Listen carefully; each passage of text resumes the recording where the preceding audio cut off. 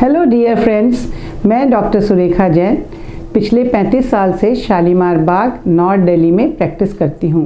मैं gynaecologist obstetrician हूँ और इस हॉस्पिटल की डायरेक्टर और ऑब्स्टेट्रिशियन भी हूँ। मैं इसके साथ साथ फोर्टिस हॉस्पिटल शालीमार बाग की सीनियर विजिटिंग कंसल्टेंट भी हूँ। आज हम आप लोगों से बात करेंगे ब्लॉक ट्यूब्स के बारे में, जो कि एक इनफर्टाइल कपल की बड़ी समस्या है। अब मैं आपको ये समझाना चाहूँगी कि एग्जैक्टली ये ट्यूब्स होती क्या हैं और इनका फंक्शन क्या है, किस तरह से ये आपकी फर्टिलिटी में सहयोग या योगदान करती हैं। उसके लिए एक मॉडल की सहायता लेते हैं।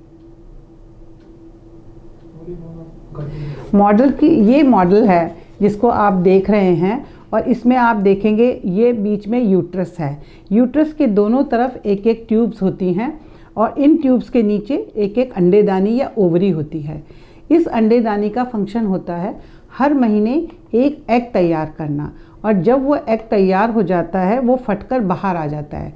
जब एग फटकर बाहर आ जाता है तो इन ट्यूब्स का फंक्शन ये होता है, जो इनके ये फिम्ब्रिए हैं, जो फिंगर लाइक प्रोजेक्शंस हैं, ये फिंगर लाइक प्रोजेक्शंस जो होते हैं इस एग को लिफ्ट करके अपने अंदर ले लेते हैं और इसके बाहर के 1/3 हिस्से तक ये अंडा आ जाता है। और अब जब हस्बैंड का स्पर्म यहाँ से यूट्रस से होता हुआ ट्यूब में आता है तब वो अंडे से मिलता है और फर्टिलाइजेशन होता है। ये फर्टिलाइज्ड एग वापस यूट्रस में जाकर प्रेगनेंसी की तरह इम्प्लांट होता है। तो अब आपको ये समझ में आया कि इस ट्यूब का फंक्शन क्या है।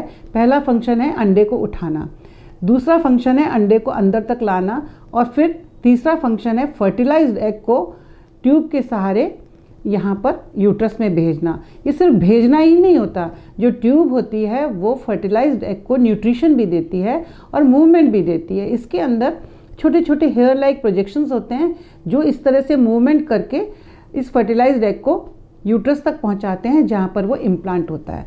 अब आप सोचिए, इन ट्यूब्स में कभी कभी जो ब्लॉकेज होता है, फंक्शन समझ में आ गया और हमें इनका पोजीशन समझ में आ गई।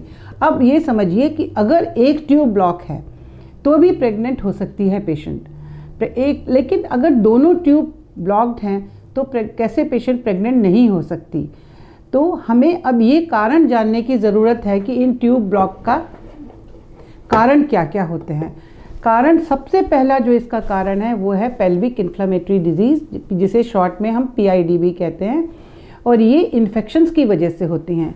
PID में सेक्सुअली ट्रांसमिटेड डिजीज़ेस भी आती हैं जैसे गोनोरिया, क्लेमाइडिया। इन सब का अर्ली ट्रीटमेंट बहुत ज़रूरी है, क्योंकि अगर हम अर्ली ट्रीटमेंट नहीं करेंगे तो इन्फेक्शन होने से जो इन्फ्लेमेशन होती है ट्यूब सूज जाएगी, सूजने से उस रास्ता बंद करेगी और ब्लॉक हो जाएगी। लेकिन अगर उसका इन्फ्लेमेशन का ट्रीटमेंट समय पर नहीं किया गया तो वहाँ पर हील होकर स्कार या फाइब्रोसिस बन जाएगा और ये ट्यूब परमानेंटली ब्लॉक हो जाएगी। फिर उसको ठीक करना बिल्कुल भी आसान नहीं है, असंभव है। दूसरा कारण, हमारे देश में ट्यूबरकुलोसिस बहुत ही प्रेवलेंट है। अगर पेट का ट्यूबरकुलोसिस या जेनाइटल ऑर्गन्स का ट्यूबरकुलोसिस होता है तो ट्यूबरकुलोसिस भी ट्यूब्स को परमानेंटली ब्लॉक कर सकता है। सेक्सुअली ट्रांसमिटेड डिजीज़ेस के बारे में हमने बात की। उसके अलावा कोई भी वजाइनल, यूरिनरी या यूट्राइन इन्फेक्शन भी ऊपर की तरफ असेंड हो सकता है, ऊपर की तरफ जाकर ट्यूब्स को अफेक्ट कर सकता है। इसके अलावा एक हाइड्रोसेल्पिंग्स भी होता है, जैसे कि पानी भर गया ट्यूब्स के अंदर और फिर दोनों पोर्शंस जो बच्चेदानी की तरफ है और यहाँ है, दोनों ब्लॉक अगर हो गए तो बीच में पानी भर जाएगा और ट्यूब फूल जाएगी। उसको बोलते हैं हाइड्रोसेल्पिंग्स, और उसमें इन्फेक्शन अगर आकर पस बन जाती है तो उसको पायोसेल्पिंग्स बोलते हैं। ये भी एक कारण है। फिर कई बार परमानेंट लाइगेशन लोग कर लेते हैं, जो बेसिकली तो उसका फैमिली प्लानिंग पर्पस होता है, लेकिन वो भी परमानेंटली ट्यूब को ब्लॉक कर सकता है। ये सब कारण। एक और डिजीज़ होती है एंडोमेट्रियोसिस, जिसमें कि बच्चेदानी की इनर लाइनिंग, ये जो इनर लाइनिंग है जिससे पीरियड आता है, ये बच्चेदानी से बाहर निकलकर कहीं भी, यूजुअली इससे नलों में, पेल्विस हिस्से में या एब्डोमेन में चली जाती है और फिर वहाँ जाकर वो हर महीने उसमें ब्लीडिंग होती है, स्कार बन जाता है और ट्यूब्स को भी इफ़ेक्ट करती है और ट्यूब्स भी परमानेंटली ब्लॉक हो सकती हैं। और कोई भी एब्डोमिनल सर्जरी, जैसे कि राइट साइड में अपेंडिक्स होता है, अपेंडिक्स बर्स्ट हो जाए या उसका इन्फेक्शन स्प्रेड हो जाए तो वो राइट ट्यूब को इफ़ेक्ट कर सकता है और राइट ट्यूब ब्लॉक हो सकती है। इसके अलावा कोई पेल्विक इन्फेक्शन या उसके आसपास का आंतों का इन्फेक्शन या कोलोन का इन्फेक्शन अगर ज़्यादा सीवियर है तो वो डेफिनेटली ट्यूब्स को भी इफ़ेक्ट कर सकता है। तो ये सारे कारण हैं ट्यूब्स ब्लॉक होने के। इन कारणों को अब हम ये कैसे पता चलाएं? आप पूछेंगे कि हम मैरिड हैं 4 साल से, हमको प्रेगनेंसी नहीं हो रही, तो हम क्या करें, हम कैसे पता चलाएं कि हमारी ट्यूब्स ब्लॉक हैं या नहीं हैं?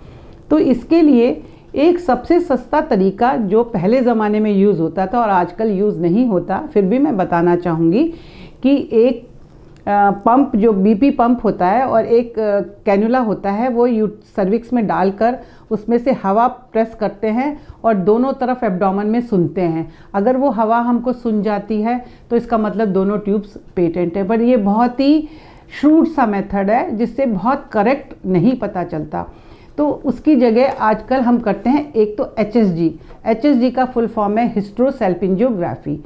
ये रेडियोग्राफी के साथ किया जाता है। इसमें पेशेंट को लिटाकर, बहुत पेनफुल नहीं होता, बेयरेबल पेन होती है, उसमें एक कैनुला डालते हैं और कैनुला के थ्रू डाई पुश करते हैं। डाई पुश करके दोनों तरफ से वो, जब हम यहाँ से डाई पुश करते हैं और दोनों ट्यूब्स अगर ठीक होती हैं तो हमें दोनों तरफ से डाई निकलती हुई दिख जाती है और वो एक्सरे में आ जाती है। उससे हमें पता चल जाता है कि ट्यूब्स पेटेंट है या नहीं है। अगर ब्लॉक होता है तो कहाँ ब्लॉक है ये भी पता चलता है। यहीं पर ब्लॉक है यूट्रस के पास, यहाँ पर ब्लॉक है, यहाँ पर ब्लॉक है या यहाँ ब्लॉक है, इसका भी पता चल सकता है। और कई बार हमको ट्यूबरकुलोसिस भी इससे डायग्नोस कर सकते हैं। अब और एक तरीका है, अगर हम डाई नहीं डालना चाहते हैं या डाई से हमें कोई पेशेंट रिएक्ट करती है या उसको सेंसिटिविटी है, तो और एक अच्छा तरीका जो अब डेवलप है वो है सोनोसैल्पिंजियोग्राफी। वहाँ पर कोई डाई की ज़रूरत नहीं होती और अल्ट्रासाउंड यूज़ होता है, एक्सरे यूज़ नहीं करते। उसमें हम सलाइन डालते हैं इसी तरह से जैसे कि हमने डाई डाली थी। सलाइन डाल के अल्ट्रासाउंड से देखते हैं दोनों तरफ से पानी आ रहा है या नहीं, सलाइन आ रहा है या नहीं। ये अच्छा मेथड इसलिए है कि इसमें 3D व्यू भी होता है। हम यूट्रस का पूरा अंदर कैविटी देख सकते हैं, पूरी ट्यूब्स विजुअलाइज कर सकते हैं और अच्छे से फ्लो देख सकते हैं। और ये हार्मफुल मेथड भी नहीं है, इसमें कोई रेडिएशन से एक्सपोज नहीं होते। तो सोनोसैल्पिंजियोग्राफी भी आजकल काफ़ी पॉपुलर है। सोनोसैल्पिंजियोग्राफी के अपने एडवांटेजेस भी हैं। अब हमारी बात ये आई कि मान लीजिए हमें पता चल जाता है सब कुछ ठीक है, हमारा हस्बैंड ठीक है, हमारा अंडा ठीक बनता है और तीसरी चीज़ जो चाहिए वो ट्यूब ब्लॉक्ड हैं, तो क्या करें, उसका क्या इलाज करें? अगर एक ट्यूब ब्लॉक है तो आप ट्राई कर सकती हैं। उसमें कई बार प्रेगनेंसी एक ट्यूब से हो जाती है। कभी कभी जैसे एक ट्यूब में एक्टोपिक हुई और क्योंकि एक्टोपिक भी एक कारण है ट्यूबल ब्लॉकेट का। अगर पेशेंट को एक्टोपिक हुई, एक्टोपिक का मतलब होता है प्रेगनेंसी यूट्रस में ना होकर ट्यूब में आ गई या कहीं और हो गई। अगर ट्यूबल प्रेगनेंसी है तो वो पेशेंट के लिए जानलेवा होती है और टाइमली डायग्नोस करना बहुत ज़रूरी होता है और ट्यूब भी कई बार हटानी पड़ती है।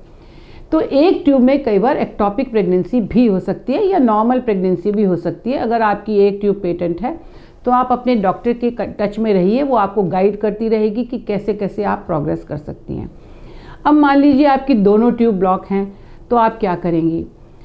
कुछ तरीके ऐसे हैं जो एम्पेरिकली लोग ट्राई करते हैं और कई बार उनका रिजल्ट मिलता भी है, जैसे कि हाइड्रोट्यूबेशन एक मेथड है जिसमें आप कुछ दवाइयाँ लेकर इसी तरह ट्यूब में पुश करते हैं और उनमें ट्यूब में अगर छोटी मोटी रुकावट होती है तो वो खुल जाती है। दूसरा मेथड है जो आप हिस्ट्रोस्कोपी के थ्रू करते हैं, जिसमें आप हिस्ट्रोस्कोप डालकर, मतलब एक तरह की दूरबीन डालते हैं बच्चेदानी में, जिससे बच्चेदानी पूरी विजुअलाइज होती है और जहाँ ट्यूब बच्चेदानी में खुल रही है वो एंड भी दिखाई देता है और वहाँ से आप एक पतली सी सलाई या कैनुला डाल के जहाँ पर ब्लॉक है वहाँ खोल सकते हैं। ये कहा जाता है कि अगर इस तरह से ट्यूब खुल जाती है तो फर्स्ट 3 मंथ्स में प्रेगनेंसी होने के बहुत अच्छे चांसेस होते हैं। पर ज़रूरी नहीं है कि ट्यूबल कैनुलेशन सक्सेसफुल हो। इट डिपेंड्स कि आपका ब्लॉक कहाँ है और कितना फाइब्रोटिक है। अगर फ्लिम्जी मतलब पतला सा कोई एडिशंस है तो वो तो निकल जाता है। अगर बहुत दूर ट्यूब में कहीं ब्लॉक है और वो फाइब्रोटिक है, बहुत ही हार्ड है, तो उसको कैनुलेशन से निकालना मुश्किल होता है, उससे नुकसान भी हो सकता है। इसलिए कैनुलेशन 100% सक्सेसफुल नहीं होता, फिर भी ट्राई किया जा सकता है। और ये उन पेशेंट्स में ट्राई किया जा सकता है जो इनफर्टिलिटी के लिए यंग एज में आते हैं, जैसे 26, 27 या 30 साल तक। लेकिन जो पेशेंट आपके पास इनफर्टिलिटी के 32 या 34 या 36 साल में आती है, तो ये सब एक्सपेरिमेंट्स नहीं कर सकते, क्योंकि पेशेंट के पास अब बहुत कम टाइम रह जाता है, उसका ओवेरियन रिजर्व भी कम हो सकता है। तो सीधे ऐसे पेशेंट्स को IVF रिकमेंड करते हैं। IVF का मतलब ये होता है कि आप पेशेंट का एग बना के आप उसका एग ले लेते हो, जितने एग बनते हैं उनको बाहर निकाल लेते हो। एक अल्ट्रासाउंड से देखते हुए उन अंडों को बाहर निकाला जा सकता है और लैब में हस्बैंड के स्पर्म से मिलाते हैं। जब वो एग फर्टिलाइज हो जाता है तब उसको वापस बच्चेदानी में ग्रो करने के लिए रख देते हैं। इसे कहते हैं इन विट्रो फर्टिलाइजेशन, मतलब शरीर से बाहर फर्टिलाइज किया और फिर यूट्रस में रख दिया और फिर पेशेंट कंटिन्यू कर जाती है। तो मेरी सलाह ये है कि अगर आप यंग हैं तो आप एम्पेरिकल ट्रीटमेंट के लिए ज़रूर ट्राई करिए, 2, 4, 6 महीने, साल। लेकिन अगर आप 30 को क्रॉस कर चुकी हैं या 32 को क्रॉस कर चुकी हैं तो ये सब मत ट्राई कीजिए। अगर आपके दोनों ट्यूब ब्लॉक हैं तो एक बार आप हिस्ट्रोलैप्रो कराइए। लैप्रोस्कोपी से अगर आपकी ट्यूब्स को कोई बेनिफिट दिया जा सकता है, कोई छोटा मोटा एडिशन।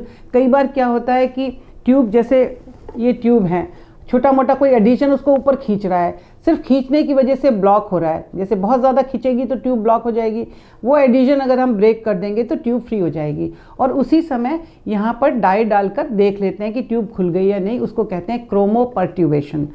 तो आप IVF पे जाने से पहले अगर बायलैटरल ट्यूबल ब्लॉक है तो एक लैप्रोस्कोपी डायग्नोस्टिक ज़रूर कराएं, जिससे कि पूरी डायग्नोस्टिक और हिस्ट्रोस्कोपी भी कराएं, जिससे कि आपका सब स्टेटस पता चल जाए और IVF के सक्सेस के चांसेस बढ़ जाएं।